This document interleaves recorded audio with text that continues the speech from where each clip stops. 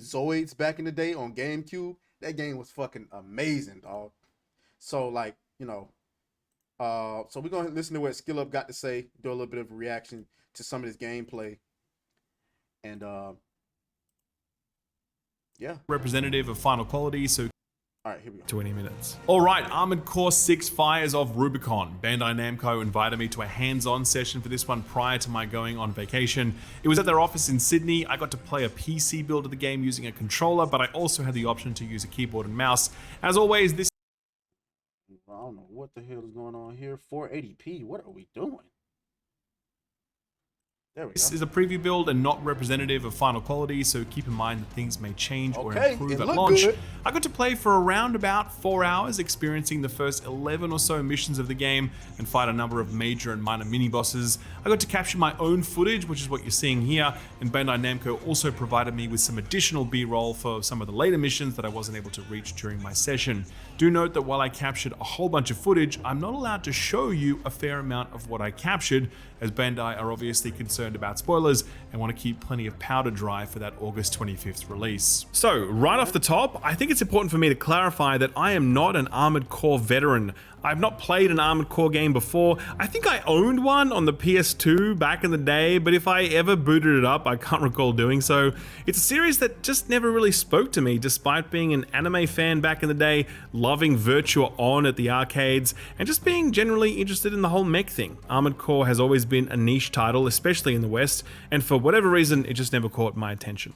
I imagine quite a few people fall into that same category, and much like myself, I imagine many of those people are now very keenly interested in Armored Core, because in the intervening 11 years since the release of Armored Core 5, the game's developer, FromSoft, kinda turned the entire games industry on its head with the release of Dark Souls 1 through 3.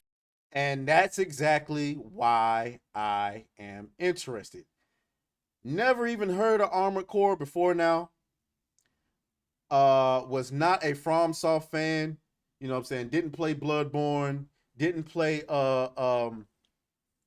whatchamacallit, Dark Souls. And here's my Dark Souls story. So it was like one year, I think it might have been 2016 when the game came out. I decided I was gonna get the game because there was a lot of hype going around about it. This was when I was going on my gaming journey where I was like trying different stuff. They wrong as hell for putting that boss in the tutorial. That's Dark Souls 3. Got wrecked, put the game down, never picked it up again. Then I saw the trailer for Sekiro. I had no idea that the same people who made Dark Souls made Sekiro. Bought Sekiro, played it, got destroyed, and I was so pissed. That's when I found out online there was the whole discussion about the game being too hard. You know, I said, man, I spent $60 on this game. I'm gonna finish this game. Fuck that. I beat Sekiro. One of the greatest gaming experiences I've ever had in my life. Might be top 5 for me. Might be top 5. And then I went back and finished Dark Souls 3. And so now, like, pretty much, and obviously Elden Ring. So pretty much anything FromSoft at this point, I can smell it coming a mile away. I want to play it. Rage Quit Pat says, I'll have to mercifully watch Secret Invasion to keep up with what's going on. No, don't do it. It might just ruin them. I don't know. You do what you do, but it might just ruin the damn experience for you. 3. Wait, what am I talking about? Marvel already did that. Bloodborne, Sekiro, and Elden Ring. The Souls-like subgenre has become one of the most influential subgenres ever, and almost every new FromSoft iteration on that formula has refined or expanded crucial aspects of it, enabling the studio to deliver masterpiece after masterpiece. Armored Core 6 is intriguing right out of the gate because for the first time in 11 years, FromSoft is not refining or expanding on that formula. They are instead going back to their roots, to this mech series that isn't about swords and shields and magic, or contiguous open worlds, or a disempowerment fantasy where everything can kill you in one hit. This is instead a sci-fi technology-led game where you will spend vast amounts of time in your menu customizing your mech to complete missions that can be as short as just... See, this is going to scratch that Zoids itch for me because I have not played a game like Zoids since then. I don't know why nobody looked at that Zoids game and said, okay, we should do something like that. Zoids was, man, let me show you. I'm talking about it because y'all in the comments acting like y'all don't know what I'm talking about. Rage Quit Pat says, Actually, I don't know if it'll get any worse than the Resident Evil Netflix series. That was bad. That was absolutely bad. Let me show y'all what I'm talking about when it comes to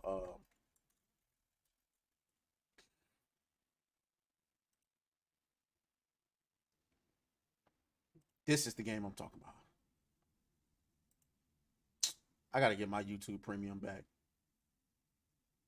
Hi there, big dog. Dragon Slayer is in the house. He says, "Hey Atreus, the thing that turns me off. The thing that turns me off from Souls-like games is with the stamina meter to do attacks, dodge, or sprint. I'd rather it be power move attacks or special abilities. If they did that, I would play these games and endure the cool challenge." That's the thing. I think that's what makes it like really challenging, and I don't think they ever gonna change that.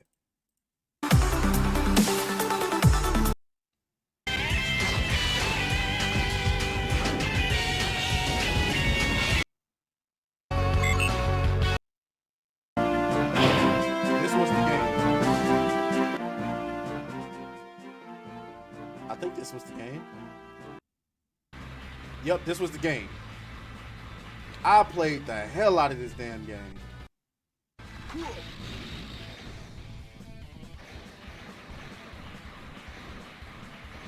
It was all type of Zoids and stuff.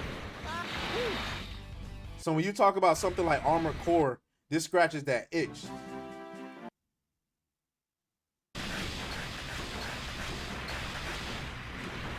Damn, this looks so bad now that I think about it.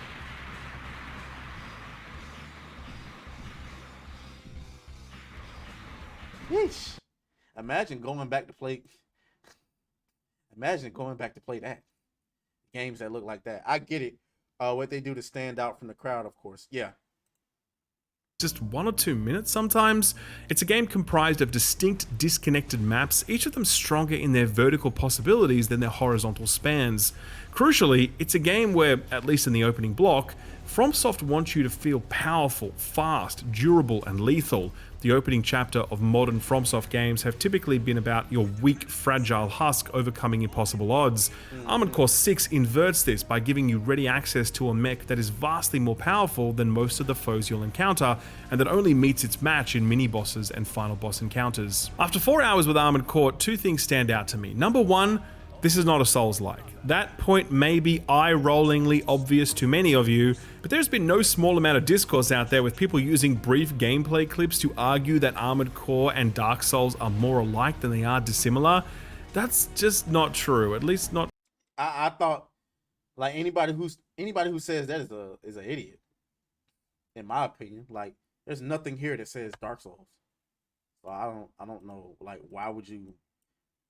From my experience, while these games do share some similarities such as deep RPG customization, challenging boss encounters, and precisely tuned encounter design, the structure, tone, and core gameplay loop of Armored Core 6 are all totally distinct from what From Souls-like games aim to deliver.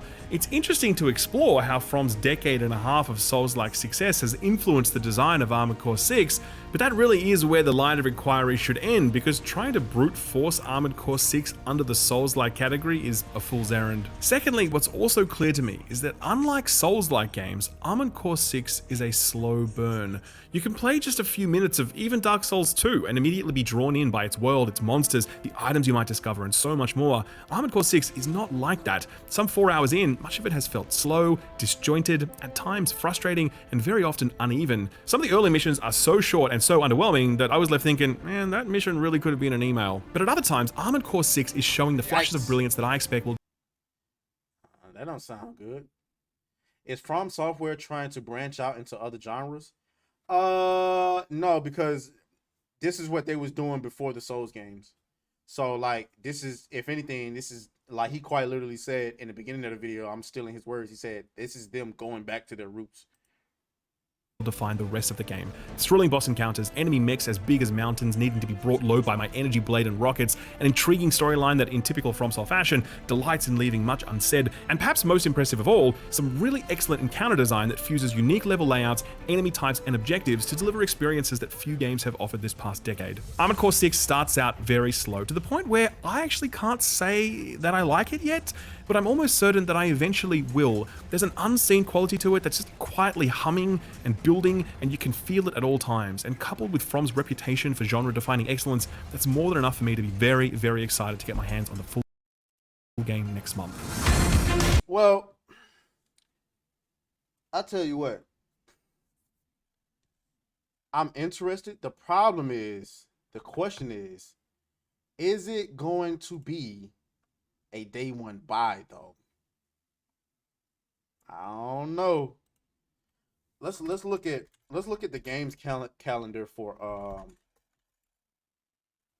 August. Because if I'm not mistaken, Atlas is falling. It's supposed to drop as well. So and I was looking forward to that. Let's see. RE4 remake versus Dead Space remake. You put me on the spot. You put me on the spot, sir. I'm gonna have to go with Dead Space. I'm gonna have to go with Dead Space. Dead Space was an absolute masterpiece. But I may be biased because that was my first time ever playing Dead Space. So all of that was new to me. The Resident Evil 4 remake, I had already beaten Resident Evil 4 years ago. This was just a remake, so I kind of knew what to expect a little bit. Oh, okay. I passed it. Okay, so August. We got Baldur's Gate 3 coming out on PC. Might check that out. Atlas is Fallen come out on the 10th. Yikes. I don't know any of this stuff is. Bomb Rush Cyberpunk comes out on PC and the Switch on August 18th. Madden garbage, trash, don't buy it. Madden can go straight to hell. The Texas Chainsaw Massacre game is coming out on the 18th. I absolutely positively will be playing that. I promise you. Matter of fact, that's going to be one of the games that we play while we, you know what I'm saying, while we talk our shit. And then you got Armored Core coming out on the 25th. It's gonna be tough. It's gonna be tough. It's gonna be hard to Baldur's Gate. We might have to wait on Baldur's Gate. I'm sorry. I get it because I know I wanted Atlas is Fallen. I know I wanted to play Texas Chainsaw, and what was the other one? And Bomb Rush Cyberpunk. All off rip. That's three joints I'm gonna be playing in August. It's gonna be hard to slip in Armored Core and Baldur's Gate. It's gonna have to be some sacrifices made. Then in September, you got Starfield.